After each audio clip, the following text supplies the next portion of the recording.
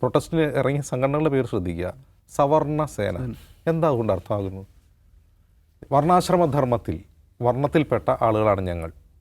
അതായത് ഈ പറയുന്ന ബ്രാഹ്മണൻ, വൈശ്യൻ, ക്ഷത്രിയൻ, ശൂദ്രൻ, ഈ 4 വർഗത്തിൽപ്പെട്ട വർണ്ണമുള്ള ആളുകൾ, വർണ്ണാശ്രമധർമ്മത്തിൽപ്പെട്ട ആളുകളാണ് ഞങ്ങൾ.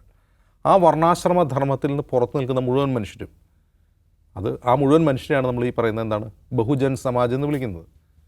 വർണ്ണാശ്രമധർമ്മത്തിന് പുറത്തു നിൽക്കുന്ന ഈ ആളുകൾ, അതിലിപ്പോൾ SC/ST എന്ത് ചെയ്യും? അതിപ്പോൾ ഭരണഘടനയിൽ എഴുതി വെച്ചതുകൊണ്ട് അതിനെതിരെ ഒന്നും സംസാരിക്കാൻ കഴിയില്ല. ഇപ്പോൾ SC/ST atrocities prevention act repeal ചെയ്യണമെന്ന് പറയാൻ കഴിയില്ല. കാരണം പറഞ്ഞാൽ തന്നെ അത് ഭരണഘടനാ വിരുദ്ധമാണ്. ഭരണഘടന പ്രത്യേകമായി തന്നെ സംരക്ഷിത വിഭാഗമായി ഉൾപ്പെടുത്തിയിട്ടുള്ള ആളുകളാണ് SC/ST വിഭാഗങ്ങൾ.